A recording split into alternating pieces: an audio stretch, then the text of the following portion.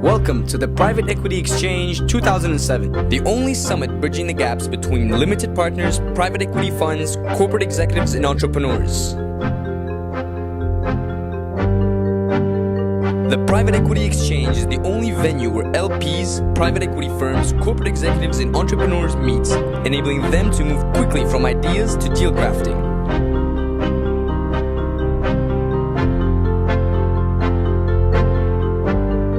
The Private Equity Exchange, the largest private equity event in Europe for CEOs, funds, and LPs.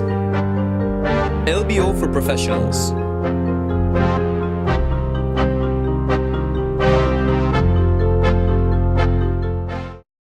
I was told last Friday that the subject of my introductory speech was free, meaning I had to think about something, and obviously over the weekend I was reflecting on what a difference a year makes.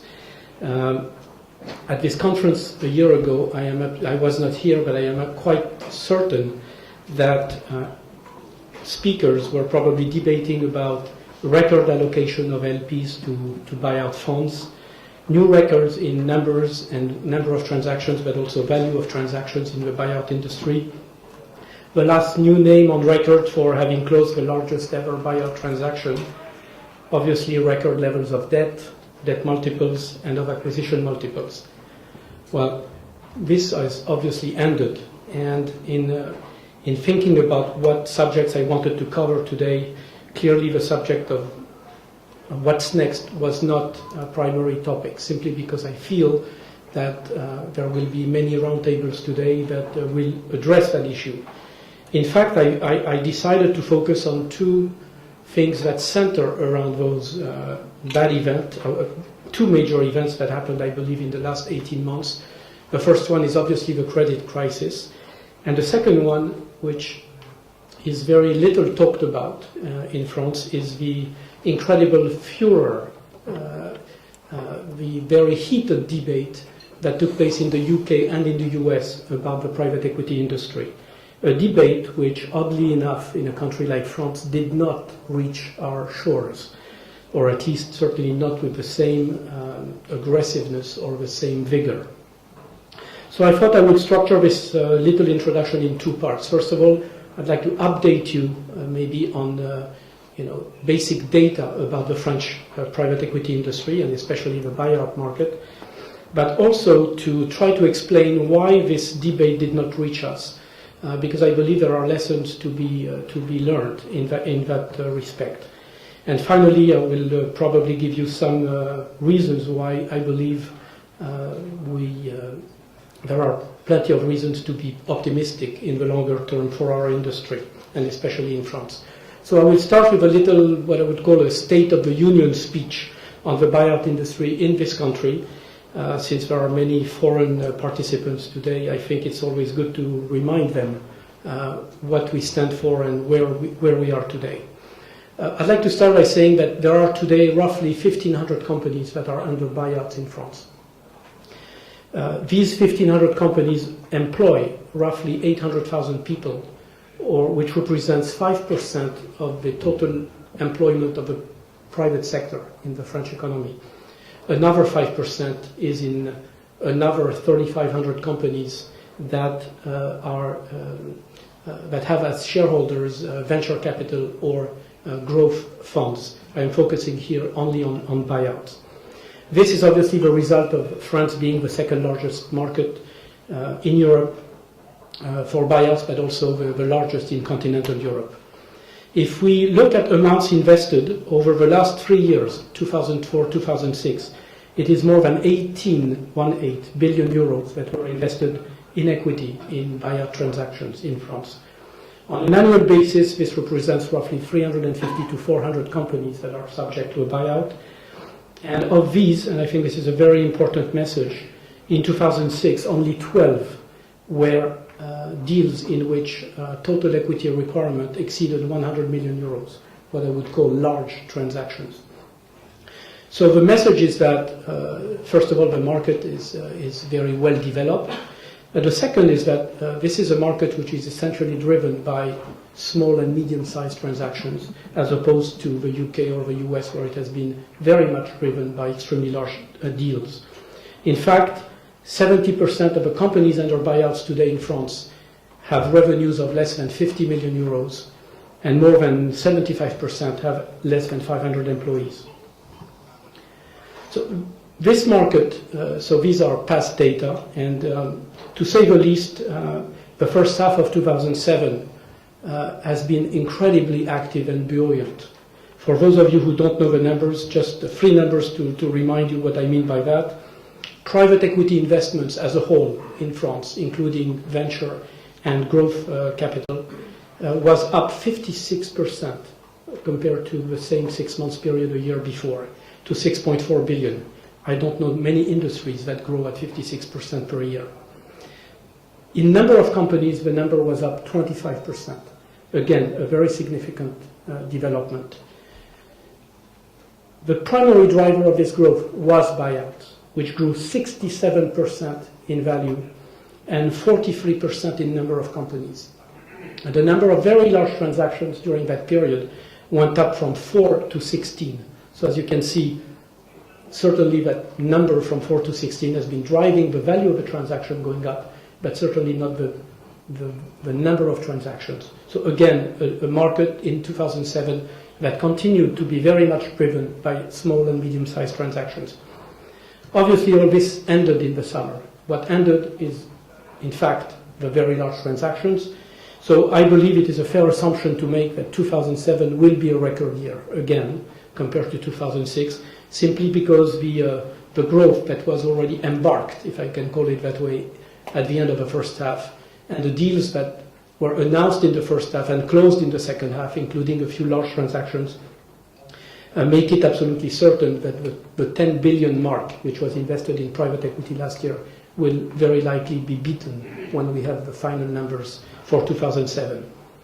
You know that today deals below 500 million euros in enterprise value continue to be financed. Certainly it's more difficult. You have less debt, it's more expensive debt, you have less mezzanine and bullet debt, but in the end, the deals take place. And where the market really is hurt is at the very large end of the market.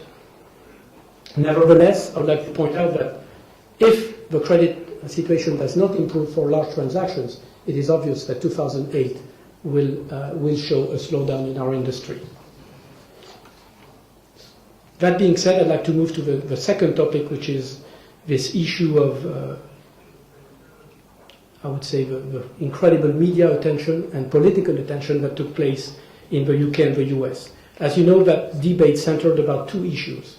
Tax being a major issue, and in particular, tax for GPs. And the second issue was a transparency issue. You know, if you take a company private, what happens to its employees and its accounts should be visible to the general public at large. Both of these issues, I would say, some people attempted to make them political issues in France, especially that we were in the middle of a presidential election earlier this year. And generally speaking, I would say it failed. And it failed because, first of all, there is no single presidential candidate that made it a political issue during his campaign. And second of all is the fact that what I would call active promoters of the focus on private equity, like the CGT, the French Union, LBO group, if I can call it that way, the collectif LBO of CGT, basically went nowhere in trying to demonstrate that buyouts were destroying jobs. So the fundamental question that I think I will try to address is, why did this happen? Why did it not happen in France? And I believe that there are several very interesting reasons why. The first one, the tax issue, is, I believe, interesting because most of you know in this room, but maybe not all, that French private equity GPs basically pay taxes on their carried interest at a rate of 27%, 16% capital gains tax, plus 11% what we call a social tax. This rate is in fact one of the highest in Europe. And more important than that, the discussion on taxing our industry had already taken place 5 years ago. So we benefit from a very clear statement made by the fiscal authorities, which have classified these gains as capital gains, provided that certain conditions are met. And among these, I would like to stress that this tax rate is totally unavoidable. You cannot escape it as a GP. And second of all, it cannot be combined with any other tax advantages. You cannot put it in what is called a PEA, or you cannot use your direct investment in a fund, which is usually not taxed, as an escape from that mechanism. So, generally speaking, I would say the fact that this happened 5 years ago killed the debate. When the UK were debating whether paying 0% or 10% was a fair rate, and when you heard that GPs were paying less than their cleaning ladies, well, this was simply not transferable into the French market. And I believe that as long as we can demonstrate that GPs pay, let me call it, a fair amount of taxes, and I wouldn't say what fair is, but certainly paying 27% can be considered fair, the issue will remain very subdued. It doesn't mean we are not attacked on that issue. I'm simply saying that we are much better prepared, I believe, than were our UK colleagues and our US colleagues on that subject. The second one is this issue of transparency. I would say that on that front, the French private equity players have been helped by two factors. The first one is, as I said it earlier, there were very few very large transactions taking place in France. And when they did, they involved private companies. That is, we have not had the, let's say, the national icon like Alliance Boots being taken private by a private equity fund in the last few years. I mentioned 16 transactions above 100 million euros in equity value in the first half this year. There were 12 in total the year before, in 2006, and maybe single-digit number of transactions in the year before. So clearly, this is a phenomenon that has not hit us, and clearly it is helping not making the issue on the table. But the second reason is more fundamental, I believe. It is the fact that my predecessors, and I want to go far back there, it's not the last one or the last two, but we say the last 10 or the last 5 at least, I've had a fairly visionary view of what AFIC should do in defending the interests of our industry. And the first one is the fact that in a country where social issues have always been at the forefront of any political decision, our industry recognized many years ago that we had to prove our usefulness. And it didn't hit us like it hit the UK industry. For years now, French private equity industry has been delivering data, studies, has commissioned independent researchers to look at, are we useful for the economy, and what does that mean for the growth of our economy in general. This was done through, I would say, a couple of very significant things. The first one was a critical decision that was made 3-4 years ago, which was not done anywhere else in the world, which is the internalization of data gathering and statistics about our industry within AFIC. This does not mean that AFIC publishes the data, it means that AFIC collects the data, analyzes it, but then publishes it in coordination with, let's say, a Big Four or some independent entity. This internalization of data gathering was accompanied by a very clear stream of very regular publication on not only our activity, like most NVCAs do, but also on the social impact of our investments. So what do these studies show? The first one is that companies under buyouts grow much faster than the average. On average, 5.6% a year versus 0.7% for an average company in France. Second of all, that they create more jobs, 4.1% versus 0.6% for the national average. and a negative number for the CAC 40, the 40 largest French companies. I'm talking about jobs in France. And the third thing that they show is that the average salary in a company under buyouts grows faster than on average for the economy, at 3.3% versus 2.9%. But that's not all. And what they also show, at least the last study, because it was the first year that it started, it showed that companies under buyout also provide better work conditions than most other companies. Salaried employees in these companies benefit from more training budgets. Their absenteeism rate is lower than in the general economy, etc., etc. The fact that these studies have been published on a regular basis is obviously important, but probably more important is the fact that the methodology that is used to publish this data is simply unattackable.